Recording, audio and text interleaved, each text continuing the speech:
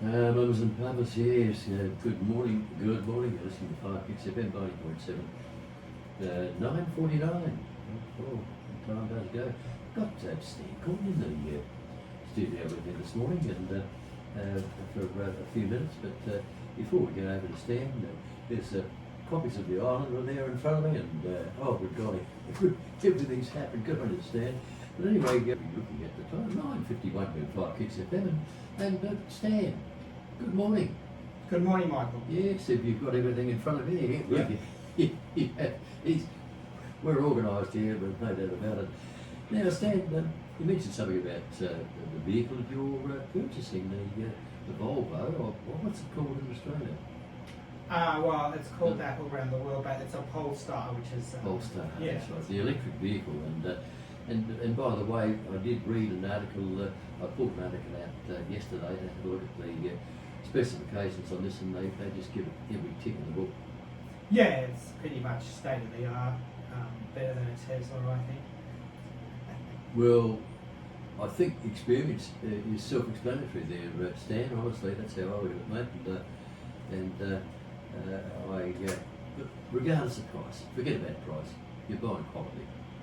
Yeah, that's right. I mean, there are more affordable ones now. I can't remember how many models there are. So they'll keep coming down in price, and the technology's changing all the time too. Well, there's a flood of electric cars coming in the country. I think reading the statistics the other day, there's 140,000 already sold on the road in Australia. Yeah, so it's roughly about 8%. Well, it depends what state you're in. South Australia is lagging behind. Only Northern Territory's a bit slow, so I'm happy to contribute to the stats a bit. But with electric cars, oh, that sounds a bit different. Now you can hear me. Yeah, Stan, look, I think... I don't know if anybody can hear me. No, it's okay. I was talking to myself. Yeah, no, what we'll do, we'll start over again. I think that's probably the best way. I did mention about the Volvo, that car that now Stan has purchased. One's called the Polestar. Polestar, that's right, yeah. And as I said a moment ago, it ticks all the boxes, no doubt about it. And Stan, your thoughts here? Well, yeah, you were talking about the cost of them. They are, a bit more pricey than a normal car, but say mine has 5 free years of servicing. It only needs servicing every 2 years. I'll be powering it off my solar panels, so it won't cost very much to run it all, and eventually you recoup that cost, which is the same with the actual carbon footprint of the car as well. They may take a little bit more to produce with the batteries, not much more, but you recoup that pretty soon. Yeah, well, Stan, you just mentioned a moment ago, Greg, you can, this is the thought I've read somewhere, but it didn't sink into me as well as it did with the statement you just made with the solar panels doing the job for charging. Yeah, so I've got that all set up now, so you can. It's a smart charger in my garage, so it only charges when the sun is shining, basically. So yeah. Obviously you have to have your car at home during the day to do that. Yeah. Well, I'm just thinking, you've already now, you've set up the equipment that's needed for direct charge, as you say, in your garage, direct to the vehicle itself. Yeah, that's right. There's a number of different options you can use, different chargers you can buy, but it's a fairly simple thing. You just need, it works on single phase and 3-phase power. And the actual unit costs anywhere from like $500 to $1,000, and then obviously you've got to install it. Now, you were saying power, 2-phase, 3-phase? Yeah, so I've only got single phase. Single phase, beg your pardon, yes. Yeah.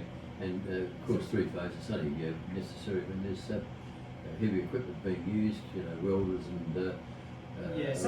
Some houses have 3-phase just by the nature of where they are. I don't know too many on Kangaroo Island. I think we're all pretty much single phase here, but it just means that the whole charging thing does a bit faster because you're doing it at 11 kilowatts rather than 7 kilowatts. So, yeah, that's right. but yeah, I mean, generally, I mean, it charges overnight. The bottom line, basically, with that system, you can always just plug it into a normal 240 volt socket, and it takes you know, up to 30 hours to charge the whole because the car's got a big battery. But so if you went to a campground or whatever and you were there for 12 hours or 15 hours and you had it on triple charge the whole time, that would get you, you know, 300 k's of distance to go to the next thing. So I plan on driving it all the way over to WA and down to Tassie. Well, under those circumstances, you'd have to stop where there was sufficient charging strength, I suppose, if I refer to it that way. No, so it works at any normal socket. It works out of that. It just takes slower time. So, and then I mean on the other end of the scale, there's rapid chargers which are going up along the highways. They charge anywhere up to 350 kilowatts, which is just like. So then the car only would take 28 minutes to my car, just under half an hour to charge. Right. Well, now, do you have to carry that equipment with you? So some chargers, the new RAA ones that they've set up at the Seaview Motel and the Penneshaw Hotel, they bring your own cable. Right. So my car has what we call a frunk. Or yep. a fruit. So right. you keep all your cords in there. Yep. And, yeah, but a lot of them just have cables attached to it, so you don't talk about that. And Tesla just opened up their supercharger network, so that means a lot more charging options available. So non-Teslas can use that network as well. So.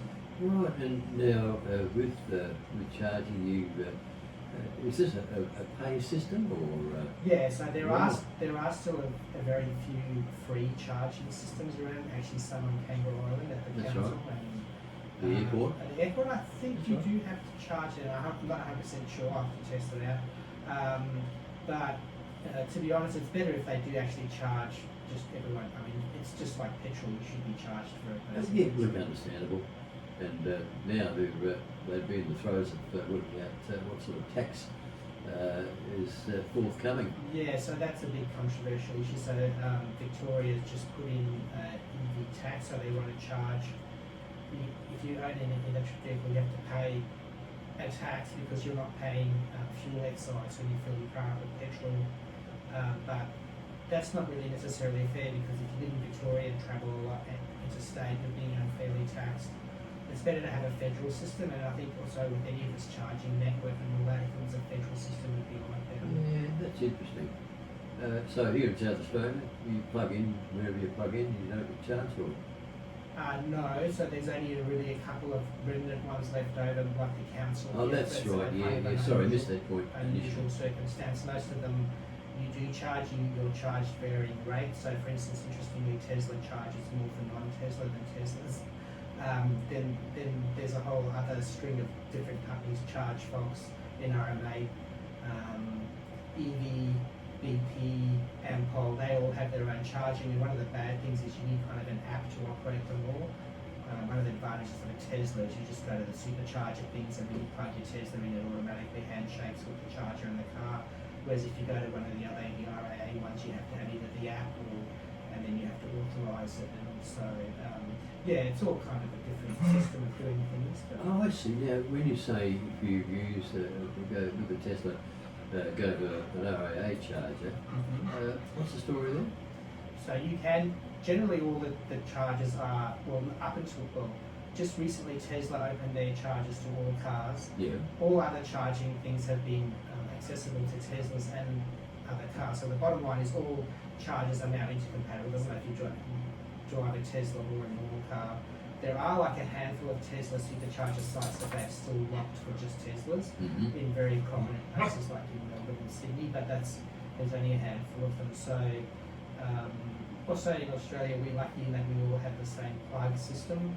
In America, they're just trying to grapple between having different plug systems where Tesla has their own. The actual plug socket is a different design, so the standardisation of those plugs is important. But luckily in Australia, we do have standards. So Standard, yeah. the plug in my Volvo weighs the same as a plug-in a Tesla. So. Oh, not really. And we can use whatever chargers.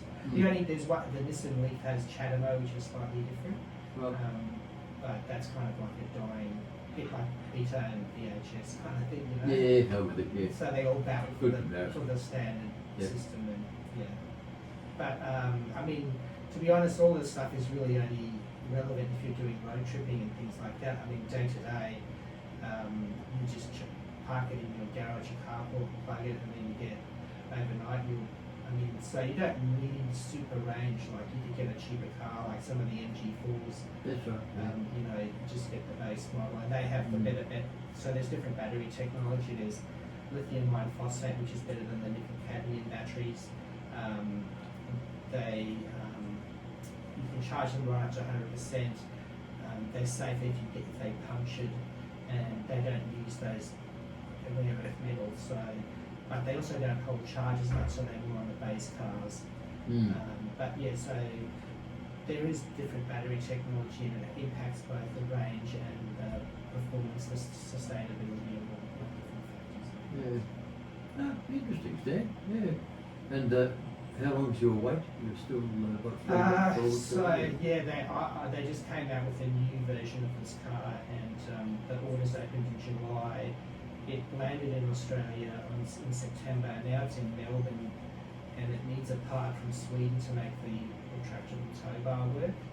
Oh yes, you mentioned that. Yeah. So it's just frustrating. I said just send it out without the tow bar. You can fix that later. But Yeah. anyway, they said they want to have it all good to Yeah, go. So it should be here by the end of within the next couple of weeks. Right. And you can hire them from Hertz at the moment. So I hired one in Alan there. He gave me a mate's rate. So if you ever want to go and test out an electric car, they have other ones on them, Polestars as well. But yeah, it's a very nice experience driving one around. I bought mine. The other thing is the buying experience is different. You buy it online, so it's all, you don't go to a dealer and haggle over the price. It's all a set price, and you can figure it online. And they're actually delivering it here to me on the one, which I thought was interesting. So yeah, pretty solid. Yeah.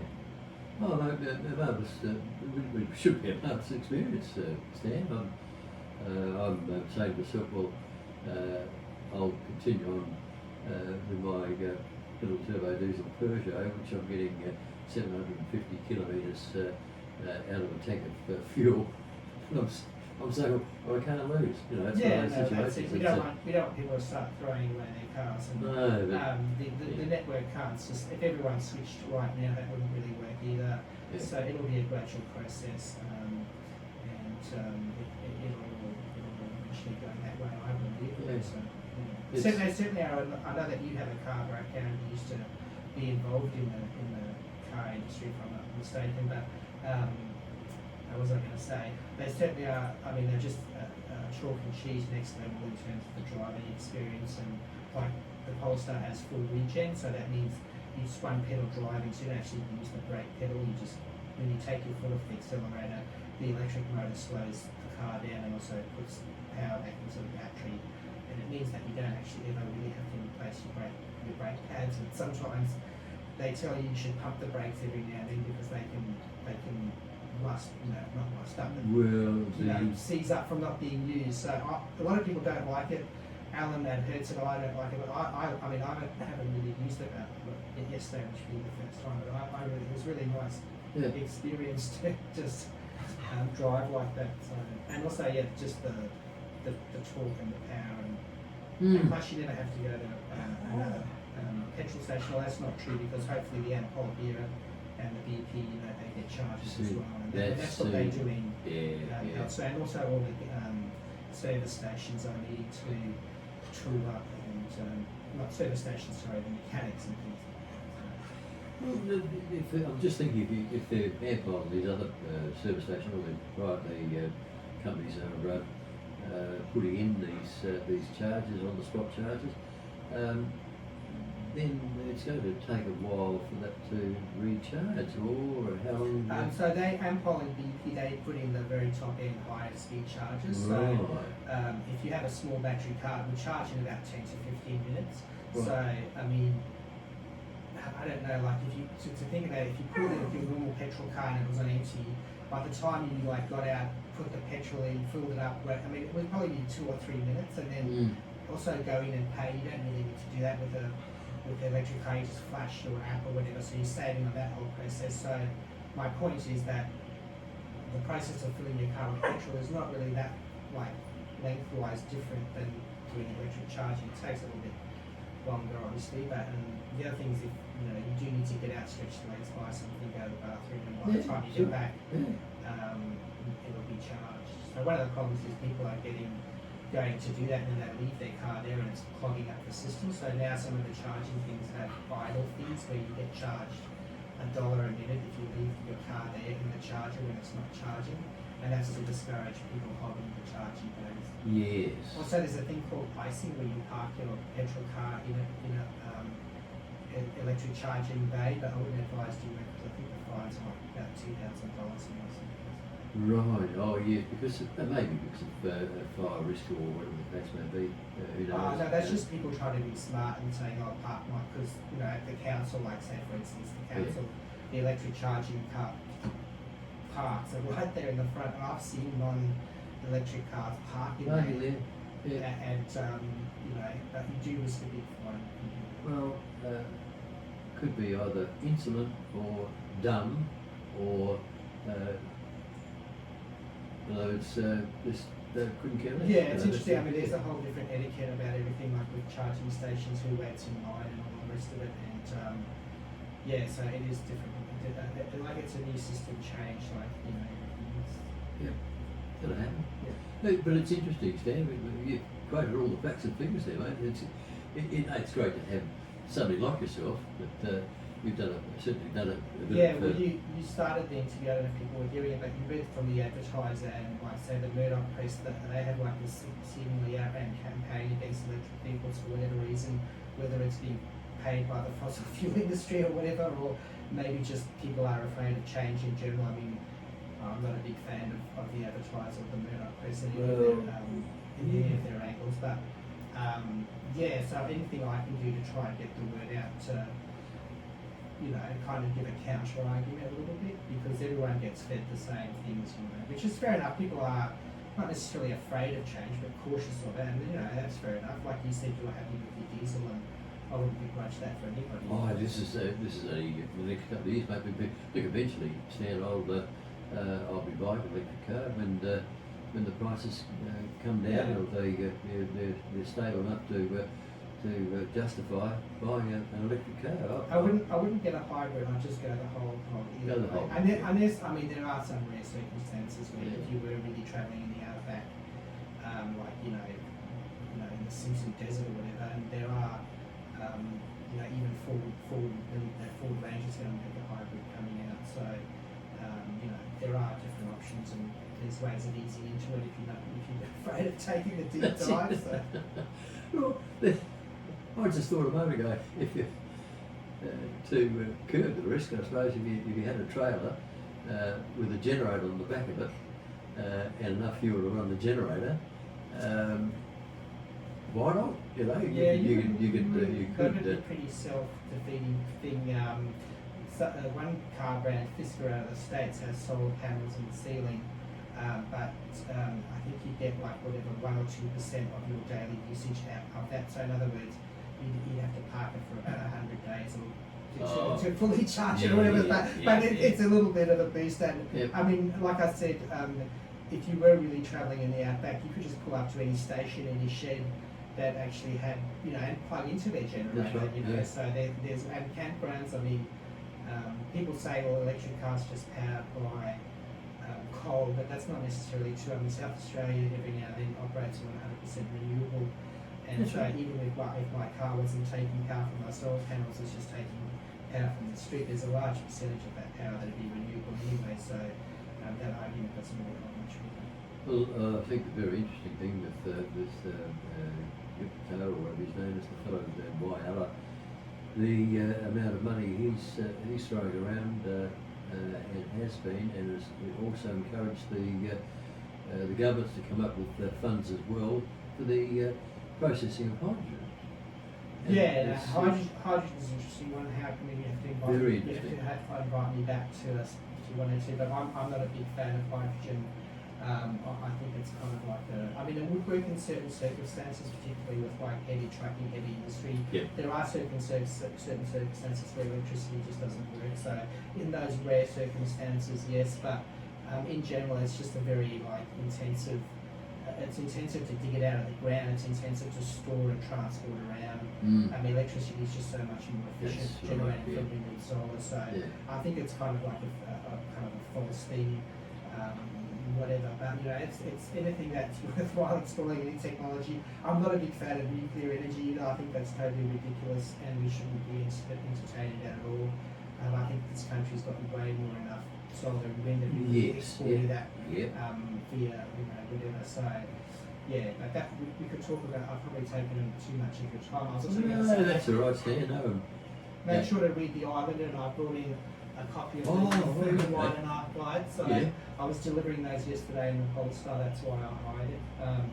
And so that's like a tourism brochure, so that'll be around different spots featuring some of great tourism and eateries and things like that. So Stan, I'm just flicking the pages, mate. It's very comprehensive. Quality of the paper, I think it looks good. It is. We've written little stories about all of them, so if you missed out on this time, we're happy to include you in the next edition and keep an eye out for that. And obviously keep getting the island out. It's ram sales season at the moment, so I'm going to all the ram sales, and we're in a break of the sport, so the cricket's coming up soon. There'll be a story about that. I was talking to David's lad. Marinos in the supermarket just a while ago. I'm just trying to think of his name. David, who's the Marinos, the stud. Dean, the Berries. Christine Berry and Caitlin Berry. They're the main merino. Well, then there's the Heinrichs have Marinos too. But David. David's the senior. He's the father. And I was just talking to the son, as I said, that he said that they've got a ram sale coming up. So I think that could be David. I'm not sure. I should know these things, but the Deep D Merino sale is next week. That's right. Oh no, sorry, the week after. So Tal Jars next Wednesday on the 11th. Then we've got Deep Dean and Stokes Bay Genetics the week after, the Thursday and the Friday. Right. And then the good news is that both Turkey Lane and the Heinrichs Alameda, they both Merinos, and then Heinrichs are also Suffolk. Anyway, they've both been cleared of foot rot, so they're both back on, and so which is great news. I'm very relieved with that. But there is the livestock industry is a bit in an interesting phase right now because the forecasting El Nino, and so there's been really good stocking numbers in the last couple of years or whatever, and now people are trying to de-stock and things like that. But people still want to get those good genetics and are buying lambs, but they want to keep their flocks up with. So that's good to see. And there was went to the bar cut sale on whenever that was. I hired the car, and they were pretty happy with it. I can't remember, they sold most, like 70%, and the top selling one was $1,800. So it was their last sale. They're moving on, and so got a couple of new existing mules in the queue for buying property, and then the actual bar cut stud business and genetics are being bought by the Holmans, Holman, daughters of the Turners and her partner, and they're going to keep doing the bar cut sale from the Emu Ridge farm, and that will be business as usual. So very interesting times. It is interesting. No, I said to the young fellow this morning in the supermarket that I said they're the most expensive four-legged, woolly-covered animals in the world. Yeah, well, when you look at it, I mean, not so much now with the prices coming down, but I always thought when you look out in the paddock and you see thousands of sheep walking along, each one of those is a few $100, that's something, So, but farming's a tough game, like you're at the mercy of the elements, and they're not forecasting such good times ahead, so who knows, but I'm sure we'll be okay here. I'll reiterate on that. I meant to say rams. The most expensive woolly four-legged That's rams in the right. world. So yeah, These ones, they weren't merinos, they're meat sheep, but they were going, the top one went for $1,800. So, yeah. you know, that's I've even I think I read in the tens of thousands. Some of them. so the Heinrichs, they have the attractive and Andrew and Jane Heinrich out there on that on stakes everywhere. They attract the buyers from the furthest and generally get the top price. I think the one that I've seen the most over the years is probably 25,000. That's right. Yeah. So yeah, people just want those genetics, and it's a mystery as to I was talking to one of the farmers and other stud breeders about what they look for, the qualities and the statistics, and there's all this. It's like a weird code where they rank the sheep according to both their body shape and how fast they grow. And, so yeah, there's definitely a whole science to it. There is, and you would think the next step would be, whether they do it already, blood tests to say that. Yeah, no, they definitely do that. They map the genome just like they map the human genome. Right. So Yes. I mean, they're looking for individual genes now where they increase the fertility and things like that, and so that's what the stud farms can advertise, that it has this genome, and so then therefore it makes it that much more valuable because its progeny is going to be get fatter by this amount of time, or the ewe's going to have 1.5 lambs instead of 1.3 lambs a year, and so yeah, there's all these qualities, and then now they're breeding out qualities, so they're going to have the merinos less susceptible to big fly strike by having their back hindquarters have less movement. So that whole genetic of breeding out, you know, just like dogs, I've got my border collie here, I mean, she's been bred. I mean, that's taken a long time, but they've been able to speed up that breeding now where they can breed for certain qualities that make them more sustainable and improve their quality of life. So. Yeah, they must have got this idea from grafting trees and. Oh yeah, I mean that's it. It's a silly thing, but you know. Yeah. No, very interesting, Stan. So, and look, it's been interesting having you here too. By the way, I think probably not a bad idea. Just pop in. Yeah, I used to do regular newspaper reports on a Wednesday. I think back into the golden years of like Gethin and things like that. So during COVID, we took a break there, and then I'm happy to come in and do that anytime people want to do it to the island or in my around here. If it's the only thing is, if you set a specific time, there's then people don't listen to that specific time or whatever. Yeah, it's a bit awkward, I think. We've got quite a listening audience on Saturday mornings. That's what you said, yes. And the Butte part is, of course, if we could set a time on Saturday morning, like the time we have this morning, 9:45, and if it's just for a quarter of an hour or so, yeah, hey, I think it would be a damn good idea. That's my own opinion anyway. So, but we can make it happen. I'll have a chat with the committee and put it to them and see what they've got to say. I think it'd be a good thing. Sounds good. Sounds good. Keep up the good work with all your health and your lifestyle stuff, and it's certainly something we can all do to try and keep ourselves here just a little bit longer and enjoy the good things. That's it. Well, the program between 11 and 12 on Friday, so I missed out a couple of weeks ago because other issues came up. But I was here Friday, or yesterday, I beg your pardon, and it's marvellous what I have over the last 18 months or 2 years since I've been doing this program, what I've actually picked up in the way of the good food to eat, the minerals, vitamins, and you don't have to be that fussy. There's food there that has got vitamin A, your B groups, C, even D, E, I'll just rattle them off, vitamin E, sunflower seeds. Would you believe? Yeah, no, I mean, there's a lot of good information out there. I'm a big advocate of growing your own veggies. That's right. That's very healthy. It helps good for the body and the mind and the gut. And there's a lot of misinformation out there as well about some radical stuff, but a lot of the basic home truths still apply. And certainly do, mate. And this is where bio, particularly with your gut, feeding food that does help your gut as well. Yeah, is also there's a lot of science involved to it, and now they know. It's good. Anyway, all right, Stan. Thank you very much for coming in this morning, and ain't elongated, but worth it. That's how I Yep. look at it. Exactly the first. Discussing the electric cars to start with, very informative there, mate, and also the snippets and bits and pieces about the ram sales, the forthcoming ram sales coming up. So well done, and it's lovely having you here, Stan, and it's informative to the listening audience on Saturdays as well. So we get a scattering, I think, regardless of whether people aren't involved in the agriculture business or the stock business, they still have a listen to it. Well, I was saying just when I was doing some of this ram sale stuff, I called farmers. I think we had a public holiday recently. I think anyway, I work on public holidays.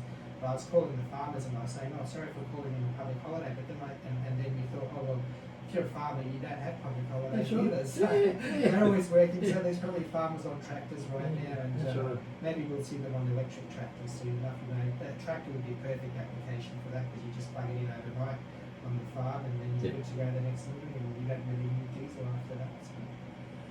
Right, all right, mate. Well, like I said, thanks for coming in. I'll just stick a bit of music on while I'm at it, and that way at least I just close the program, and there we go for a little bit of music. Very good.